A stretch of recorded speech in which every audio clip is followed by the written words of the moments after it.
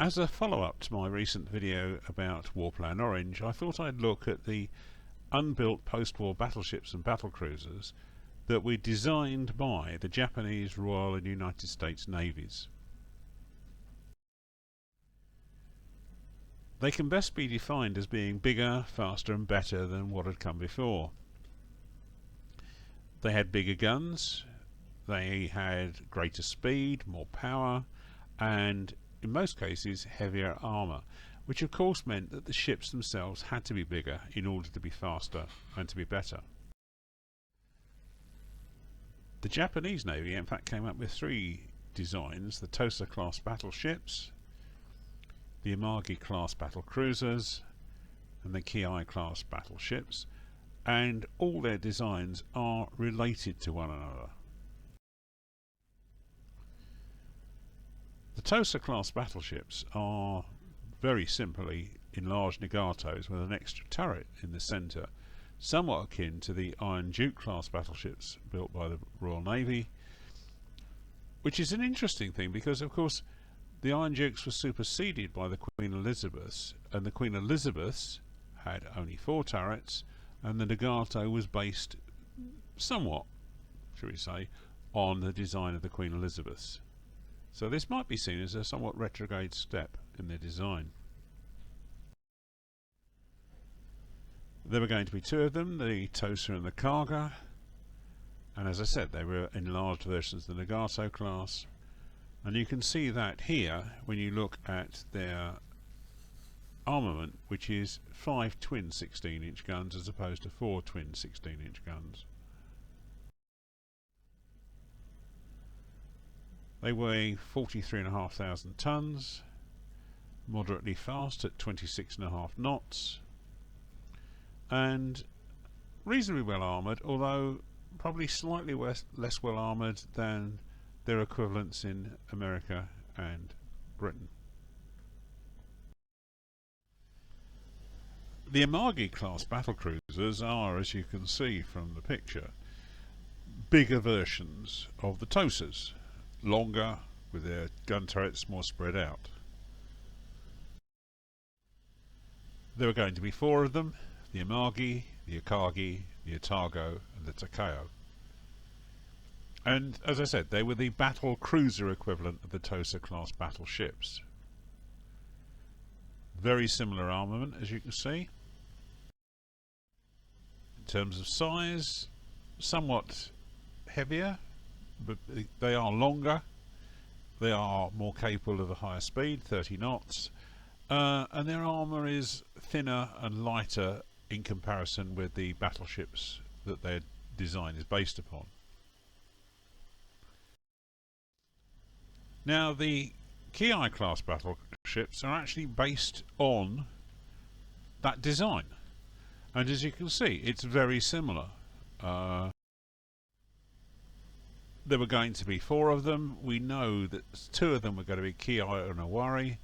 The other 2 might have been called Suruga and Omi, although reference books sometimes differ on which names they were actually going to be used. As I said, they were developed as slower but better armoured versions of the Amagi-class battlecruiser design, and very similar armament was carried. They were somewhat heavier, they were certainly faster at 30 knots, and from what details we can get about their armour, it would have been heavier and much more akin to that carried by their British and American counterparts as fast battleships. The Royal Navy, well, they came up with 2 designs, the N3 and the G3, and unlike all the warships, all the battleships and battlecruisers they built before, these were much more revolutionary in design. They took the lessons that had been learnt fighting against the Germans in the North Sea, and it really did have a significant influence on the design of the ships, as you'll see. In the case of both of them, and the N3 is a good example of this, the armament is in triple turrets and it's carried much farther forward on the ship. these ships were designed to chase and bring other battleships to battle. They were not intended to stand in a battle line and slog it out with another line of ships, although they were capable of doing it. They were certainly not intended to be chased by the enemy. Four of them were projected, possibly to be called the Saints: St. George, St. Andrew, St. David and St. Patrick, but there's no definite answer as to whether that would have been their names, because that would have been down to the Admiralty naming committee. Very heavy guns, triple 18-inch guns. Interestingly, secondary armament, 8 twin 6-inch guns are in turrets, and there's heavy and light anti-aircraft guns included in the armament, which is really ahead of the curve when you compared with what's going on in the other navies. They're quite heavy at 48,500 tons. The sort of speed that would be expected of them was 23 knots, which was the battle speed that was the Royal Navy was expecting to fight its future battles at. And its armour is quite heavy in comparison, but it is what we call all or nothing. One of the influences the British designers took from the Americans was to armour the most vital parts of the ship with the heaviest armour you can, and to leave other parts of the ship, the less vulnerable parts, less heavily armoured. Now the G3 was the equivalent battlecruiser to the N3, and you can see very similar design, just a longer hull, so there's more space for the power, the engines, the boilers and so on, so she can go appreciably faster. They may also have been called the Saints, or they may have been named after the earliest battle cruisers, the Invincible, Inflexible, Indomitable and Indefatigable. And again, that would have been down to the naming committee at the Admiralty. They didn't get 18-inch guns, they got 16-inch guns. And it's actually the design of this 16-inch gun that later was used on the Nelson-class. Again, secondary armament in turrets, lots of anti-aircraft guns. Significantly heavier at 53, nearly 54,000 tons. Significantly faster at 32 knots. And their armour is actually relatively heavy, but again, as I said, it's this all or nothing. You armour what's the most important bits to armour, you leave the other bits less well armoured so they can take the punishment, but to keep the ship basically able to fight for as long as possible. The United States Navy, for its battleship, the South Dakotas, they were basically an extrapolation from the preceding Standard class battleships, of which the Colorado-class was the immediate predecessors. On the other hand, the Lexingtons were a completely new concept as far as the United States Navy was concerned, because they'd never built battlecruisers before, and in actual fact they didn't build battlecruisers this time. It wasn't until the Second World War that they actually built any battlecruisers, the Alaska-class, and in those cases they were just big cruisers with 12-inch guns. They weren't faster, lighter battleships. Now, as is rather obvious from this side view of the South Dakotas, they are very similar in outline to their predecessors, the Colorados and the other Standard class battleships. 2 turrets forward, 2 turrets aft, or in this case they are actually triple 16-inch guns rather than twins. They've got cage masts, and they would have had 2 single funnels, but in this case they've been trunked back to form this rather ugly looking superstructure in the centre. But anyway, that's just my opinion of what they look like.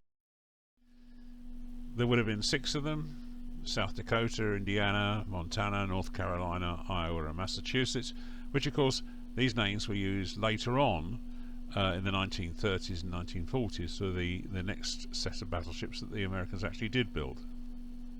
As I said, they're an enlarged version of the previous Colorado-class battleships.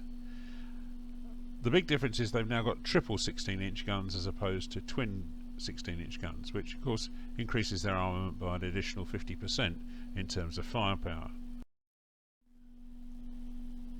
They weigh 47,000 tons, capable of 23 knots, which is the battle speed the Americans expected to fight their naval battles at. And their armour, quite relatively heavy, but again it's this all or nothing spread of armour across the ships. The Lexingtons are much more fast looking warships. Slim, long, twin turrets fore and aft, again the use of these cage masts, and two large funnels. You will see some versions of the design which actually shows 6 funnels, but they were obviously trunked together to form 2. There would have been 6 of them: the Lexington, the Constellation, the Saratoga, the Ranger, the Constitution, the United States, and some of these names of course were later used for aircraft carriers in the 1930s and 40s. 4 twin 16-inch guns, other one of that, very similar armament to the battleships. Just over 44,500 tons, capable of 33 knots. They're significantly faster, and their armour, well, much lighter than the battleships, and again it's this all or nothing armour distribution, protecting the most vulnerable parts, leaving the other parts relatively unprotected. So what happened to these designs? Well, the Washington Treaty happened to these designs. This basically caused a moratorium on all future shipbuilding, battleship building in particular, and all these designs were effectively shelved. However, because the British were allowed to build 2 16-inch gun battleships to match the American 16-inch gun battleships and the Nagato and the Mutsu, which were also armed with 16-inch guns, they used the N3 and the G3 to form the basis of the design of the Nelson-class battleships, which, if you compare them, you can see this: all guns forward, the big, what they used to call the Queen Anne mansions, central control, engines aft design. Now, the Americans and the Japanese had actually started to build some of their designs, and 2 of them, the Amagi and the Akagi in Japan, were at such a stage that they were almost ready for launching, and it was decided that they would be used as the basis for conversions into aircraft carriers. In fact, the Japanese lent heavily on the Royal Navy for the designs that they were putting forward for the Courageous and Furious as the basis for these 2 conversions. However, the Great Tokyo earthquake caused so much damage to the Amagi's hull that it was basically twisted and irreparable, and so she was replaced by the hull of the Kaga, which has also reached a stage where it was almost ready for launch, and she ended up being converted to aircraft carrier. The Americans had made quite a lot of progress with the Lexington and the Saratoga hulls, and it was decided that they would also be completed, but completed as aircraft carriers. And as such, they probably went on to be the best aircraft carriers built up until the late 1930s. They carried very large air groups. They allowed the Americans to develop their philosophy of air power at sea, and their speed and their size really made them very, very effective aircraft carriers at a time when, if you compare the designs with those being built by the Japanese and the British, they're a lot more modern looking. Anyway, that ends this short video. I hope you've enjoyed watching it, and I hope to do further naval related videos for my channel in due course.